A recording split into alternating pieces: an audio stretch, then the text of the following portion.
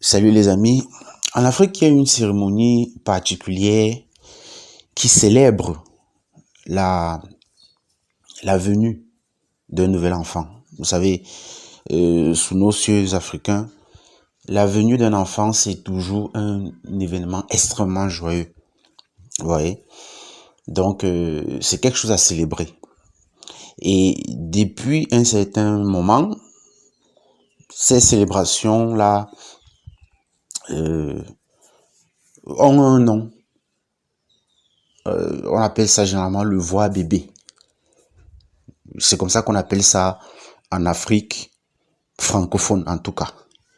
Ceux qui y ont vécu ou ceux qui y vivent encore savent très bien de quoi je parle. Ces célébrations ont certainement un autre nom dans les autres régions d'Afrique. Donc en quoi ça consiste le voix bébé? Ça consiste à convier la famille, les amis, les proches pour célébrer justement donc l'arrivée du nouveau bébé ou de la nouvelle, s'il s'agit d'une fille. Parce que oui, ainsi que je l'ai déjà dit, la naissance est quelque chose de formidable en Afrique. La venue d'un enfant est toujours un événement très heureux.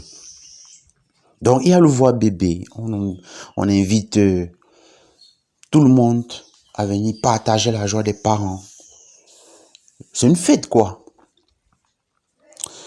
Mais j'aimerais, au regard de ce qui se passe actuellement, au regard des scandales de fraude à la paternité de plus en plus récurrents, ou, je corrige, de plus en plus découverts, parce qu'ils ont toujours existé, ils ont toujours été récurrents d'ailleurs, mais de nos jours, on les découvre de plus en plus.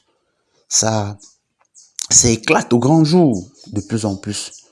Donc, au regard de cette nouvelle donne-là, je pense que avant d'investir 1 million, 2 millions pour organiser un voix bébé, il faudrait quand même prélever sur ce budget de fête 250 000 francs, voire même moins, les prix ont baissé, pour aller au préalable faire un test d'ADN.